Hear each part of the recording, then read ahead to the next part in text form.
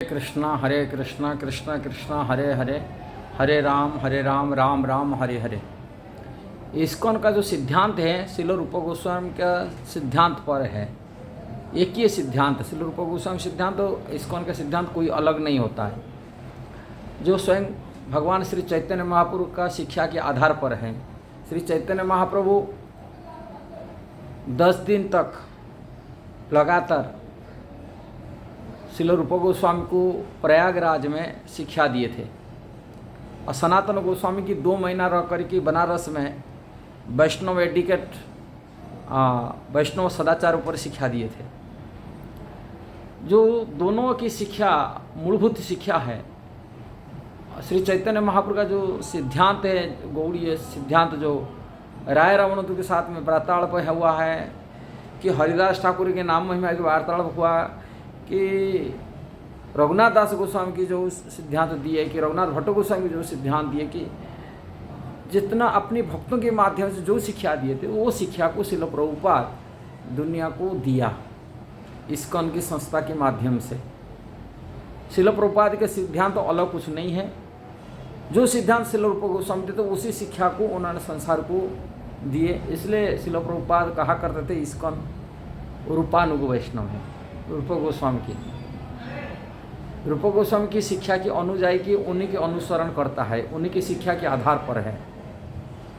इसीलिए श्रील रूप गोस्वामी की शिक्षा के आधार पर जो पढ़ा होगा और इस्कॉन की शिक्षा की प्रभुपाद की बुक पढ़ा होगा वो पार्थक्य देखेगा नहीं, समझ जाएगा। उसमें कई लोगों की समझ में नहीं आता है कि तो इस्कॉन के बारे में जानकारी नहीं है, कि श्रील रूप गोस्वामी के बारे में, उनका शिक्षा के बारे में जानकारी नहीं, जिसलिए उन लोगों को इस्कॉन को गौड़ीय से अलग भेद मानते हैं, परंपरा विहीन मानते हैं।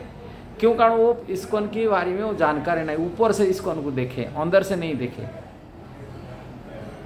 अब ये शिक्षा दोनों की बराबर की है और स्वयं भगवान श्री चैतन्य महाप्रभु की शिक्षा के आधार पर है। श्रील रूप गोस्वामी भगवान चैतन्य महाप्रभु में लीला में रूप गोस्वामी पर लीला करते हैं, किंतु नित्य लीला में रूप मंजिल रूप में श्रीमती राधा रानी की जो अष्ट सखी का मुख्य सखी ललिता सखी है, उन्हीं ललिता सखी 8 है। मंजरी जो नर्म सखी कहते हैं, वो नर्म सखी के मुख्य प्रमुख नर्म सखी है, रूप मंजरी है। लीला में भाग लेते, नित्य लीला में रहते हैं।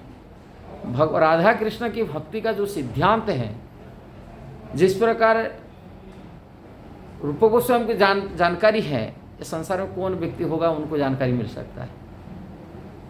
इसीलिए श्री चैतन्य मनोभीष्टम स्थापितम जन भूतले स्वयं रूप कदा मह्यम ददाति स्वपदांतिकम। रूप गोस्वामी प्रणाम करते हैं जिन्होंने श्री चैतन्य महाप्रभु के मन की बात को जानते हैं और उनकी मन के अभीष्ट को पूर्ण करने के लिए संसार में उन्होंने शिक्षा दिए हैं। भक्ति रसामृत सिंधु के माध्यम से हो, कि उपदेशामृत के माध्यम से हो, कि उज्जवल नीलमणि विद्युगत माधव नालित माधव नाटक के माध्यम से हो, किसी प्रकार की जो उनका जो सिद्धांत, अनेक ग्रंथ है रूप गोस्वामी की, वो सिद्धांत पर उन्होंने कैसा भगवान की प्रेमा भक्ति को प्राप्ति करना और किस प्रकार शुद्ध भक्ति का सिद्धांत को भुक्ति मुक्ति से, माने उत्कृष्ट भुक्ति मुक्ति से अलग जो सुख है वो अपनी भक्ति रसामृत सिंधु से कहे। अब मनुष्य के अंदर में भुक्ति पाने के लिए, मुक्ति पाने के लिए जो इच्छा लालसा जब तक खत्म नहीं हुआ तब तक वो शुद्ध भक्ति का जो स्पृहा, शुद्ध भक्ति का जो भक्ति का सुख है वो उत्पन्न नहीं हो सकता मनुष्य के अंदर में, जब तक ये चीज़ बैठा हुआ है।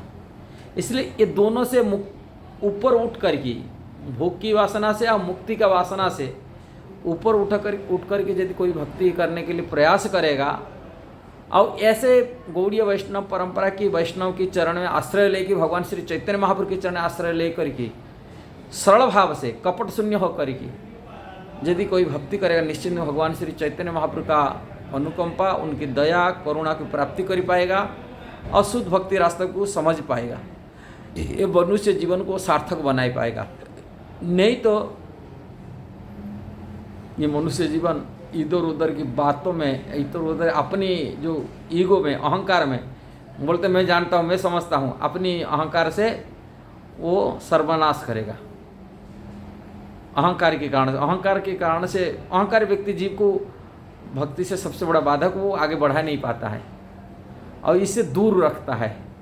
जानता वो सोचता है अहंकारी व्यक्ति होते मैं जानता हूँ, मेरे को कौन, मेरे से क्यों कौन जानता ज़्यादा, ये बात बोलता है। जो भगवान की परिकर भगवान स्वयं आकर के ये शिक्षा दे रहे, भक्ति का मार्ग दिखा रहे, उनसे बढ़कर क्या हो सकता है। स्वयं भगवान श्री चैतन्य महाप्रभु राधा कृष्ण की जो भाव,